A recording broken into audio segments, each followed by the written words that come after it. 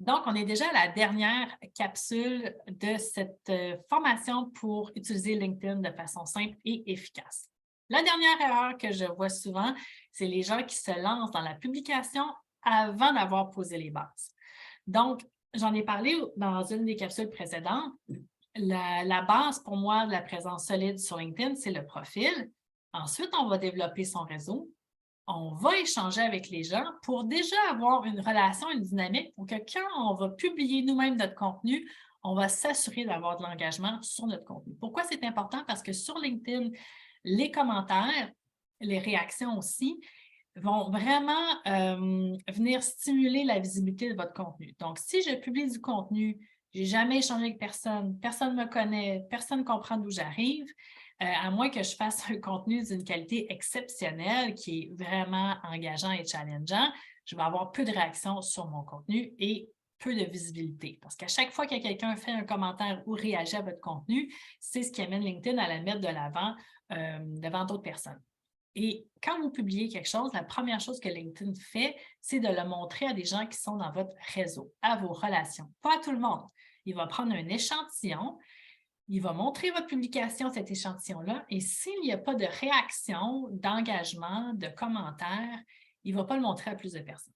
Si au contraire, vous avez des commentaires, des j'aime, des réactions, etc., là, il va le montrer à un bassin plus grand de personnes et c'est ça qui fait que la visibilité augmente avec l'engagement.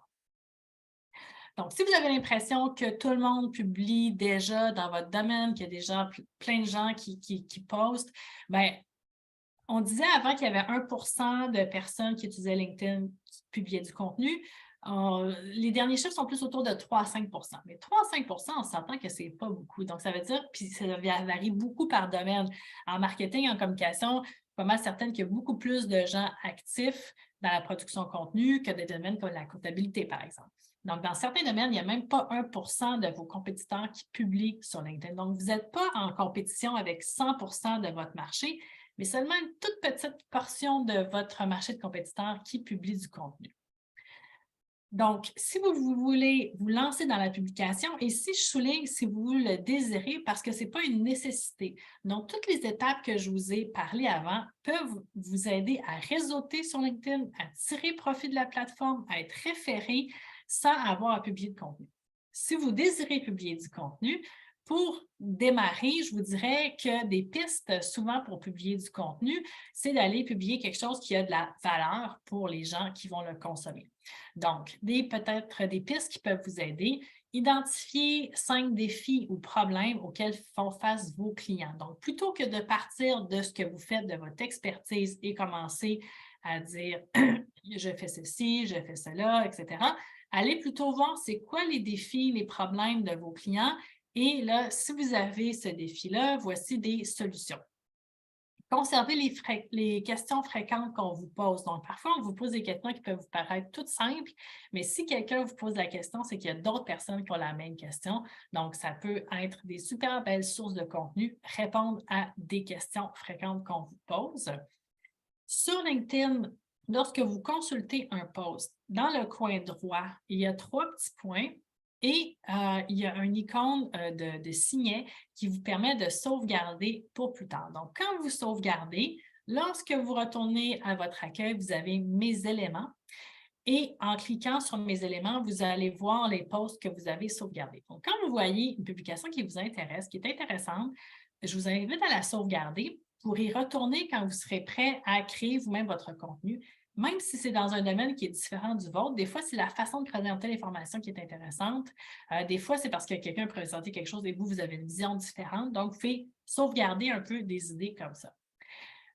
Vous pouvez aussi regarder le contenu que vous avez déjà fait. Donc, si vous avez déjà donné des entrevues, vous avez déjà préparé des présentations, vous avez déjà fait des conférences, toutes ces choses-là peuvent servir de contenu. Donc, vous pouvez retourner dans ce matériel-là pour peut-être trouver des idées de contenu qui peuvent être adaptées sur LinkedIn. Comme je le disais tout à l'heure, dans LinkedIn, vous pouvez sauvegarder vos posts favoris, mais vous pouvez aussi collectionner des ressources pertinentes, donc des publications de votre industrie, des infolettres que vous recevez, des articles, et vous pouvez les garder à un endroit sur votre ordinateur ou votre téléphone pour utiliser ces contenus-là lorsque vous voudrez publier. Donc, et aussi, à chaque fois que vous avez des idées, peut-être faire une liste d'idées de contenu qui vous vient en tête. Donc, qu'est-ce qu'on partage comme contenu sur LinkedIn? Toutes sortes de choses est possible. Les choses qui fonctionnent bien, bien, on parle de storytelling. Donc, quand on parle de storytelling, ce n'est pas nécessairement de se lancer là, dans des romans, c'est juste que quand vous allez partager une information, raconter un peu l'histoire de pourquoi c'est intéressant, pour qui c'est intéressant, où vous avez vu cette information-là, donc d'enrober un peu l'information que vous allez partager. Vous pouvez partager des événements, donc soit des événements auxquels vous allez participer, des événements que votre compagnie organise. Un autre type de contenu qui est populaire, on appelle en anglais le thought leadership. Je n'ai pas trouvé d'équivalent en français. Donc, vraiment un peu les visions par rapport à ce qui se passe dans votre industrie. Donc, vraiment des choses qui amènent la réflexion un peu plus loin. Des nouvelles de l'industrie, des prédictions, des statistiques sur votre industrie. Donc, vraiment collectionner ces types de contenus-là. Comme je le disais, faites-vous un répertoire pour être en mesure de les partager par la suite. Donc, avant de publier, 3 choses importantes à faire. Donc, faites votre recherche. Regardez ce qui existe dans votre domaine. Regardez les publications qui semblent générer de l'interaction, des réactions. Échangez avec votre réseau. Donc, quand on fait une publication, si on reste sur la plateforme après la publication et qu'on va être actif sur LinkedIn quelques minutes après, ça va aider à faire voir notre publication. Donc, c'est comment l'algorithme fonctionne, mais il se dit, ah, Marie-Ève, elle a publié, elle est active sur la plateforme, je vais la récompenser et faire voir davantage cette publication. Et vous pouvez aussi stimuler l'engagement. Donc, si vous publiez, par exemple, à 10 heures mardi, bien, une fois que vous avez publié, vous pouvez partager votre publication par messagerie à des collègues, avec des amis et demander directement d'avoir des commentaires. Qu'est-ce que tu en penses? Peux-tu aller ajouter une petite réaction? Donc, c'est quelque chose qui va vous aider à stimuler l'engagement et ça, idéalement, il faut que ça se fasse rapidement après la publication. Donc, c'est pour ça que si vous publiez à minuit le soir, ça va être difficile d'avoir de l'engagement rapidement après la publication. Donc, je vous suggère plutôt de faire des publications le matin et d'aller partager et de demander directement des commentaires aux gens qui sont dans votre réseau. Je termine avec quelques petites questions fréquentes. Donc, combien ça prend de temps avant d'avoir des résultats? Combien de temps on devrait passer sur LinkedIn? Ça varie beaucoup en fonction de vos objectifs. Donc, c'est sûr que si vous voulez publier, bien, ça va prendre le temps que ça prend à créer le contenu. Par contre, si vous voulez juste développer votre réseau, faire de la prospection, moi, je suis d'avis que le mieux, c'est de passer des petites périodes de temps, mais de le faire fréquemment. Donc, passer 10 à 15 minutes par jour.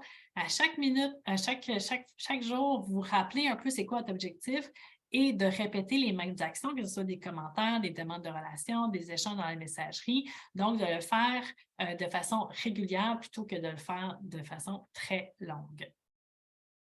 Une autre question qu'on me pose souvent, combien de posts par semaine je devrais faire sur LinkedIn? Bon, moi, je dis souvent qu'il vaut mieux viser la qualité plutôt que la quantité et aussi c'est en fonction de votre objectif. Donc, est-ce que vous voulez vendre des livres, par exemple, devenir influenceur, être repéré par les médias? Mais ça va être vraiment différent de si mon objectif, c'est de garder le contact avec des clients potentiels, par exemple, ou mon réseau. Donc, moi, je vous dirais, regardez votre objectif et ensuite, établissez une cédule réaliste. Donc, est-ce que je suis capable de faire un post par semaine? Est-ce que je suis capable d'en faire 3? Puis de durer dans le temps. Parce que si je me donne comme objectif de faire 3 posts par semaine, ça va être peut-être difficile de durer dans le temps. Donc, se poser cette question-là, c'est quoi mes ressources, c'est quoi mes capacités, dans quoi je suis plus à l'aise? Est-ce que je suis plus à l'aise dans l'écrit, dans l'image, dans la vidéo? Donc, analysez un peu où vous en êtes, puis après ça, donnez-vous une cédule réaliste qui est agréable pour vous, qui ne met pas trop de pression, parce que c'est ça qui va vous permettre de durer dans le temps et c'est là qu'il va y avoir des résultats. Est-ce que j'ai besoin d'un compte premium ou de Sales Navigator? Je vous dis encore, ça dépend de votre objectif. Il y a beaucoup de choses qui peuvent être faites dans la version gratuite de LinkedIn et ça dépend aussi de votre audience. Donc, certaines audiences sont plus difficiles à aller chercher. Donc, si vous voulez faire des recherches très ciblées, Sales Navigator peut être intéressant, mais ça peut être intéressant de le prendre pour un mois ou deux dans des phases de développement des affaires et après ça, d'arrêter la subscription puis de le reprendre plus tard, par exemple. C'est sûr que vous allez perdre des éléments que vous sauvegardez, mais souvent, ça va être assez pour le genre d'activité de prospection que mes clients font généralement. Et ça dépend aussi beaucoup du retour sur l'investissement. Donc, si vous avez besoin beaucoup, si vous êtes dans la vente, vous avez besoin d'avoir un gros taux de roulement, de trouver des nouveaux clients, mais peut-être à ce moment-là que ça vaut la peine. Donc, si on récapitule un peu les capsules de la formation, donc les actions à poser, parce qu'évidemment, si on fait une formation et qu'on ne fait rien avec l'information, ça ne donne pas grand-chose. Donc, ce que je vous suggère, de commencer par déterminer votre objectif, identifier qui vous allez rejoindre sur LinkedIn parce que c'est possible que vous ayez différentes catégories de clients et qu'ils ne soient pas tous sur LinkedIn. C'est possible aussi que vos clients ne soient pas du tout sur LinkedIn, mais c'est des collaborateurs que vous allez viser. Donc, vraiment de cibler à qui vous parlez sur LinkedIn et de choisir les indicateurs aussi que vous allez suivre pour vous permettre d'évaluer si vous êtes sur la bonne route. Et les 4 catégories de piliers que vous devez vous préoccuper. Donc, commencez par votre profil en mettant à jour vos images, en ajoutant des mots-clés, en faisant des appels à l'action. Ensuite, assurez-vous de solidifier, développer votre réseau en communiquant avec des relations actuelles que vous avez déjà, en ajoutant des nouvelles relations et en démarrant des discussions, donc des réels échanges, surtout au niveau de la messagerie ou encore en proposant un rendez-vous. Ensuite, poursuivez les échanges avec votre réseau, avec les recommandations, en activant les cloches des personnes que vous suivez pour pouvoir aller faire des commentaires. Et finalement, si vous désirez faire du contenu, commencez par faire une recherche, vous faire une tête sur les sujets que vous allez aborder et ensuite échanger avec votre réseau pour vous assurer qu'eux-mêmes vont échanger et s'engager sur votre contenu et demander simplement aux gens que vous connaissez de s'engager sur vos publications. Donc, un tour de piste de LinkedIn. J'espère que ça vous aide à y voir plus clair et à vous aider à utiliser LinkedIn de façon plus simple et efficace.